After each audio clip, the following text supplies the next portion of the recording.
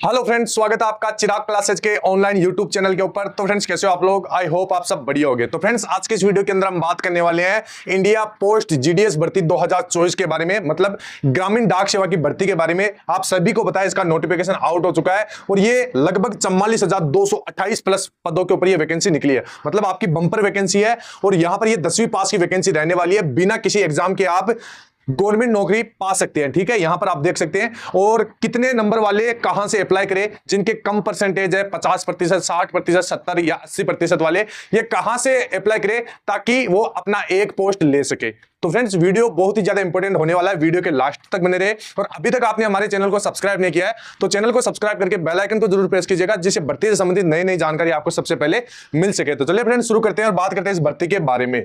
तो सबसे पहले यहां पर इसके अंदर मैं आपको इसकी बेसिक जानकारी बता देता हूं। इस भर्ती के अंदर मतलब कहां से आपको अप्लाई करना है, कितने पदों के ऊपर यह भर्ती है, सारा कुछ ध्यान से देखिएगा।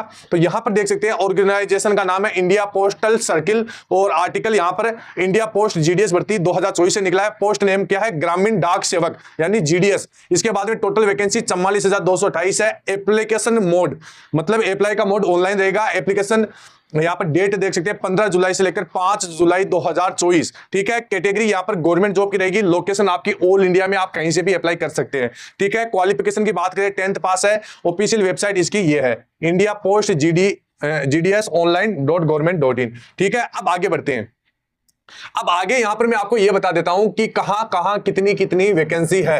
और OBC, SC, ST, EWS, PWD-A, PWD-B, PWD-DE कहां पर कितनी कितनी वैकेंसी है, तो ध्यान से देखना। जैसे यहां पर सबसे पहले है आंध्र प्रदेश।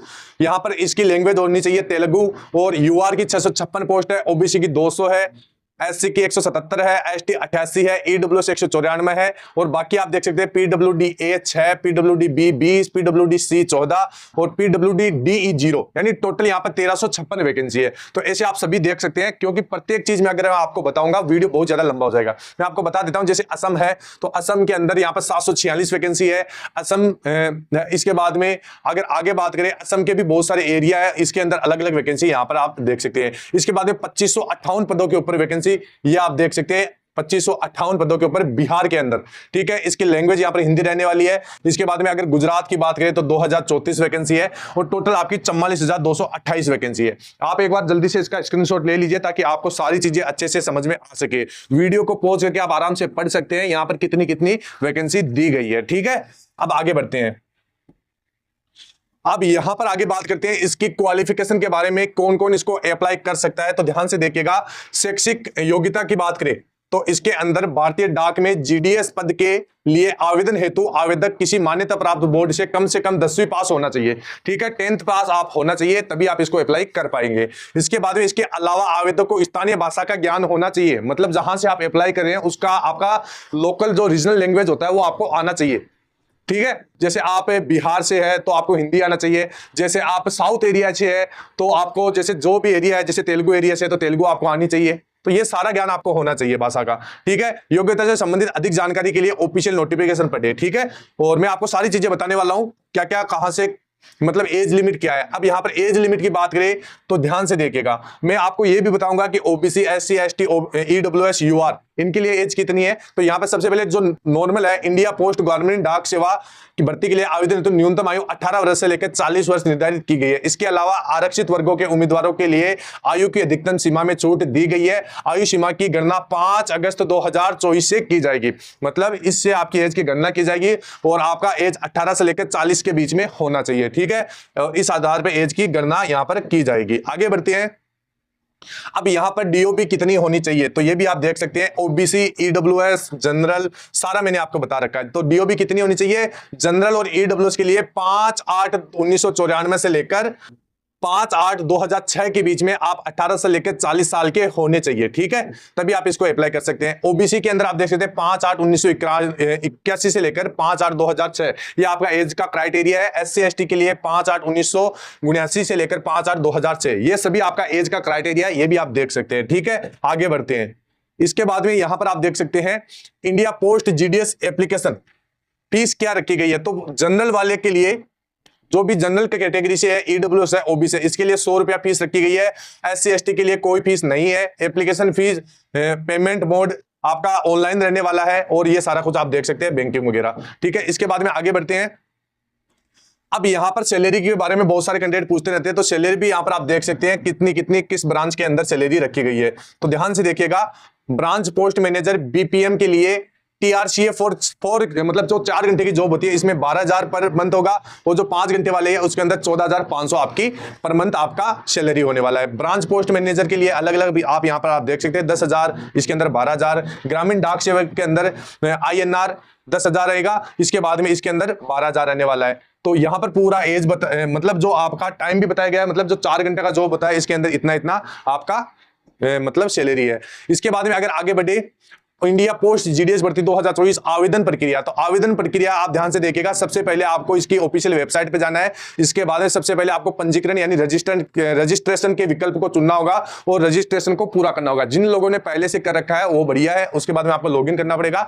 इसके यहां पर आगे बढ़ते हैं, देख से तीसरे चरण में आपको रजिस्ट्रेशन संख्या और पासवर्ड बनाने के लिए आवेदन के पास सक्रिय ईमेल आईडी होना चाहिए, मोबाइल नंबर होना चाहिए। रजिस्ट्रेशन के समय आवेदन को पूछी गई जानकारी बड़े ध्यान से भरना है। ठीक है, इसके बाद में चौथे चरण के अंदर अगले चरण में आवेदक को आवेदन शुल्क भरना होगा और आवेदन शुल्क भुगतान ऑनलाइन माध्यम से किया जाएगा। मतलब जो चौथा चरण है, जैसे आप फॉर्म अप्लाई करोगे तो वहां पर अलग अलग पेजेस खुलते रहेंगे। ठीक है, तो चौथे पेज के अंदर आपको क्या करना है, ये सारी बात मैंने यहां पर आपको बता दी। पांचवें चरण के अंदर आवेदक शुल्क अदा करने के बाद आपको अप्लाई ऑनलाइन के बटन पर क्लिक आगे बढ़े और अपना ऑनलाइन आवेदन फॉर्म भरे। ठीक है, इसके बाद छठे चरण में आपको आवेदन फॉर्म में मांगी गई जानकारी अच्छे से दर्ज कर देना है।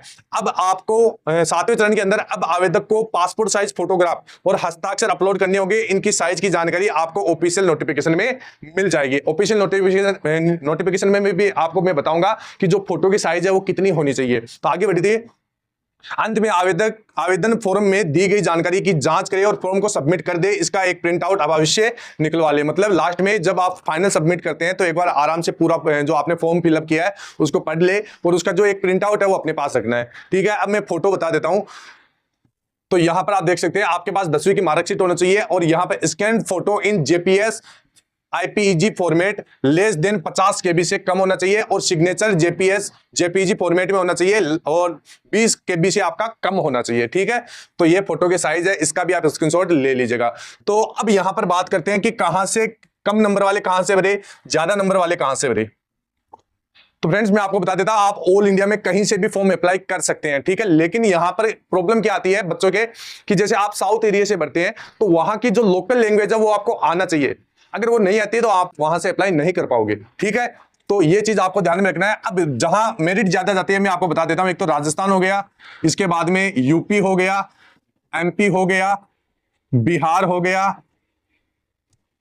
ठीक है, दिल्ली हो गया, इसके बाद में जितने भी आपके हिंदी स्टेट है, हरियाणा हो गया। ठीक है, यहां का कट ऑफ लगभग 90+ ही रहने वाला है, 90+।